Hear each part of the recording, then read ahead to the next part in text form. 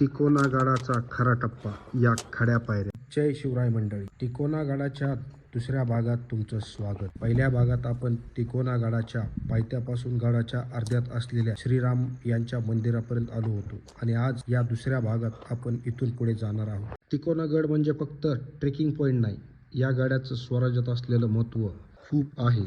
हा बघा चुन्याचा घाणा. हा गडाच्या बांधकामासाठी लागणारा जो चुन्याचा गारा तयार करतात त्यासाठी वापरला जायचा.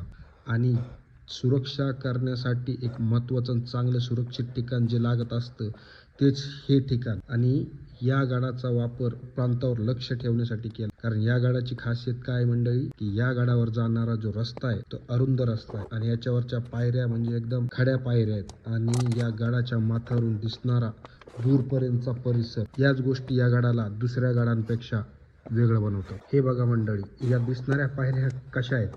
खरं तर पावसाळ्यात म्हणजे एकदम भारी आणि रोमांचक वाटतात, पण या दरवाज्यातून आत गेल्यावर यापेक्षा पण भारी अजून म्हणजे खड्या पायऱ्या आहेत. तर चला त्या बघूया.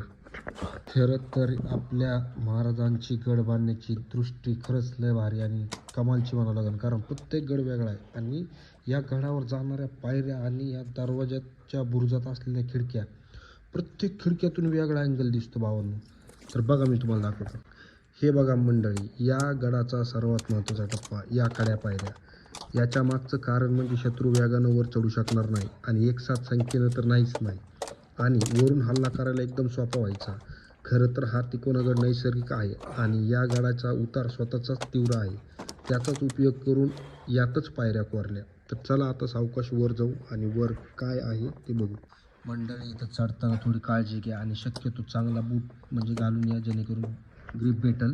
आणि या कड्यावरून दिसणारा दृश्य बघा विभागात, आणि जर तुम्हाला दिसत असतील तर बघा या बुरुजाला खाच आहे आणि प्रत्येक खाचातून वेगळं ठिकाण दिसतं. तर चला बघा तुम्हाला दाखवतो मी. आणि आपल्याला खाली जे राम मंदिर दिसलं त्या ठिकाणी उभा असलेला शत्रू इथून दिसतो. या दरवाज्यातून आत गेलं की आपण बऱ्यापैकी गडाच्या माथ्यावर आलोय. तर हे बघा इकडे पण आपल्याला अजून तशाच खिडक्या दिसतील, दाखवतो तुम्हाला. पण मंडळी, आजचा भाग मी इथेच थांबवतो. भेटू उद्याच्या भागात. तोपर्यंत व्हिडिओला लाईक करा, शेअर करा आणि सगळ्यात महत्त्वाचं आपल्या पेजला सबस्क्राईब करा. भेटू उद्याच्या भागात. तोपर्यंत जय शिवराय.